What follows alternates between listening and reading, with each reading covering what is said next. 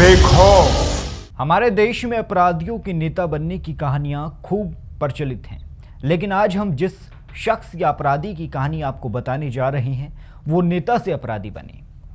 नमस्कार, मैं योगेश शर्मा और हमारे खास कार्यक्रम बेखौफ में आपका बहुत स्वागत है। बेखौफ के इस एपिसोड में हम बात करेंगे बाहुबली नेता अमरमणि त्रिपाठी की।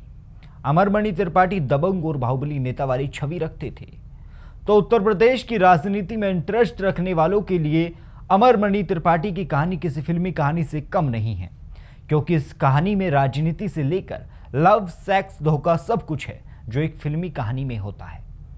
तो अमरमणि त्रिपाठी यूपी का वो माफिया था जिसका एक पांव सियासत में होता था तो दूसरा पांव जुर्म की दहलीज पर होता था। इस बाहुबली की अपनी कोई विचारधारा नहीं थी, जहां सत्ता होती थी वहां उसका ठिकाना होता था। राजनीति में आने से पहले भी अमरमणि त्रिपाठी छोटी मोटी आपराधिक घटनाओं में लिप्त था, लेकिन यूपी की सक्रिय राजनीति में विधायक बनने के बाद जिस घटना को इसने अंजाम दिया वो देश का सबसे चर्चित कांड बन गया। उस कांड का नाम था मधुमिता शुक्ला हत्याकांड। तो अमरमणि त्रिपाठी की राजनीति की बात करें तो अमरमणि त्रिपाठी की राजनीति की शुरुआत कांग्रेस के विधायक हरिशंकर तिवारी के साथ हुई थी। अमरमणि त्रिपाठी को हरिशंकर तिवारी की राजनीति का उत्तराधिकारी भी कहा जाता था। अमरमणि त्रिपाठी कांग्रेस, बीजेपी, सपा और बसपा हर पार्टी के सदस्य रहे हैं। ऐसा कहा जाता है कि सपा, बसपा और भाजपा में जो भी मुख्यमंत्री दफ्तर में आया, अमरमणि त्रिपाठी उसके खास हो गए।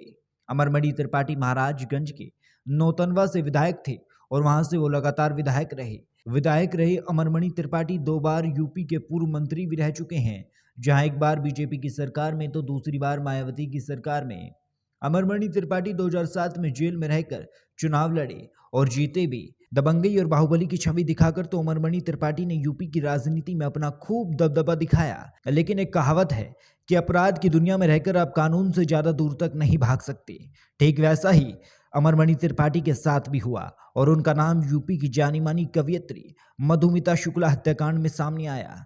बता दें कि मधुमिता शुक्ला लखीमपुर खीरी की कवयित्री थी जो 16-17 साल की उम्र में मंच पर सक्रिय हो गई थी। वीर रस की कविता पढ़ने के खास अंदाज के लिए जाने जाने वाली मधुमिता शुक्ला नेताओं में अच्छी खासी जान पहचान रखती थी, जिसके चलते मंच से मिली शोहरत और सत्ता से नजदीकी ने मधुमिता को पावरफुल होने का एहसास करा दिया था। लेकिन एक दिन अचानक 9 मई 2003 को लखनऊ के पेपर मिल कॉलोनी के एक फ्लैट में मधुमिता का कत्ल हो जाता है।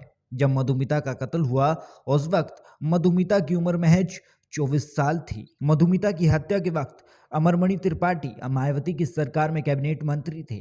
मधुमिता की शुरू में तो यूपी पुलिस ने जांच की, लेकिन बाद में इसकी जांच सीबीआई को सौंप दी जाती है और मधुमिता के पोस्टमार्टम में पता चलता है कि जिस वक्त उनकी मौत हुई वो 7 साल की प्रेग्नेंट थी।